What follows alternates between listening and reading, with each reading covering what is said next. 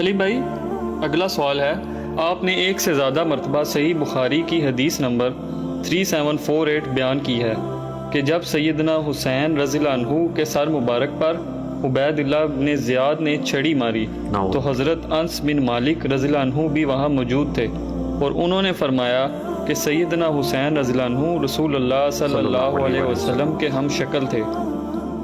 پوچھنا یہ ہے کہ عبید اللہ ابن زیاد جیسے ظالم آدمی کے دربار میں انس بن مالک رضی اللہ عنہ کا کیا کام ہے، کیا کام تھا؟ ان کی وہاں موجودگی ان کے کردار پر سوالیہ نشان ہے، پلیز وضاحت فرما دیں۔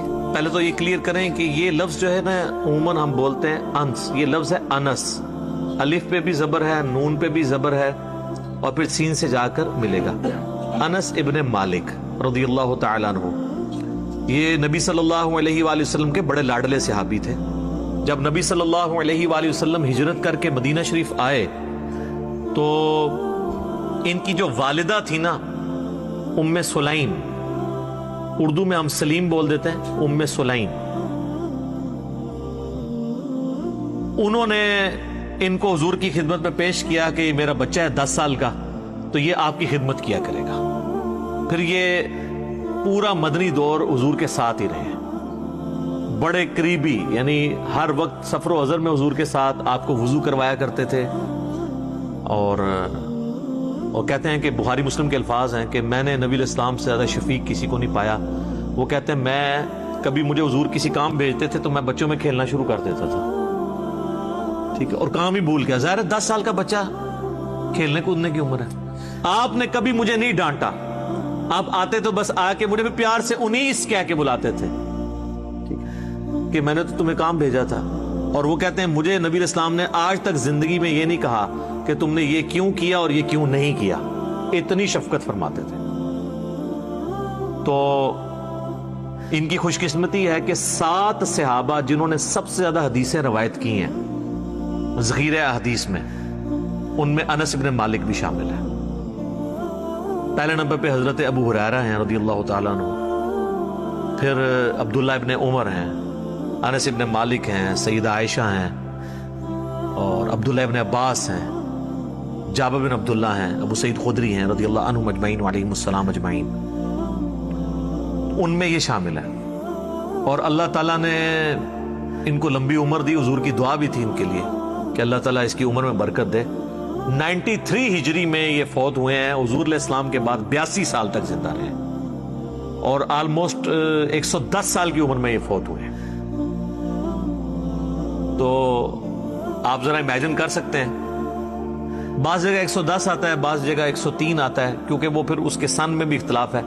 بال 93 ہجری اگر مانا جائے نا تو ان کی 103 سال عمر بنتی ہے، قمری اعتبار سے اور شمسی اعتبار سے 100 سال، اتنی عمر تو تھی۔ اور یہ بصرہ میں فوت ہونے والے آخری اصحاب میں سے تھے، انس ابن مالک۔ تو ان کے بارے میں یعنی یہ کہنا کہ جی وہ اس حدیث کے موقع پر وہاں پہ موجود تھے، اس سے بھی بڑی تہمت ان پہ لگائی گئی کہ جی وہ سنان بن انس جو تھا جس نے حضرت حسین علیہ السلام کا گلا کاٹا تھا، نعوذ باللہ من ذالک، وہ ان کا بیٹا تھا۔ وہ ان کا بیٹا نہیں تھا، یہ تو قبیلہ خزرج سے تعلق رکھتے تھے، جس کے سردار سعد ابن عبادہ تھے۔ یہ تو انصاری صحابی ہیں انس ابن مالک، اور قبیلہ نخی تو علیحدہ سے ایک قبیلہ ہے، وہ سنان بن انس اور تھا۔ یہ نہیں ہے کہ اب وہ نام اگر ملتا جلتا ہو تو سارے ہی وہ ہوں گے، جس محمد لوکی کلمہ پڑھتے ہو محمد اور، ٹھیک ہے نا جی، خالی محمد نام ہونے سے تو نہیں ہو جائے گا۔ میاں محمد بخش اور محمد رسول اللہ، نام تو محمد ہی ہے لیکن فرق ہے۔ تو وہ سنان بن انس بھی ان کا بیٹا نہیں تھا، وہ الگ سے تھا۔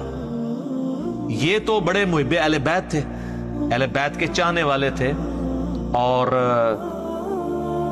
مولا علی حسن و حسین سے بڑی محبت کرنے والے تھے۔ ایک وہ کمزور سی روایت پیش کرتے ہیں کہ جی مولا علی نے انس ابن مالک کو بددعا دی تھی تو ان کو برس کا مرض ہو گیا تھا۔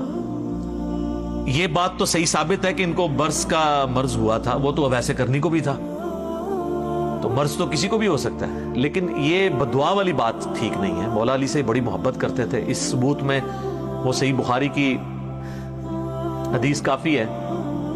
صحیح بخاری کے اندر حسن و حسین والے چیپٹر میں انس ابن مالک کہتے ہیں کہ رسول اللہ کہ سب سے زیادہ مشابہت رکھنے والے سیدنا حسن اور حسین تھے.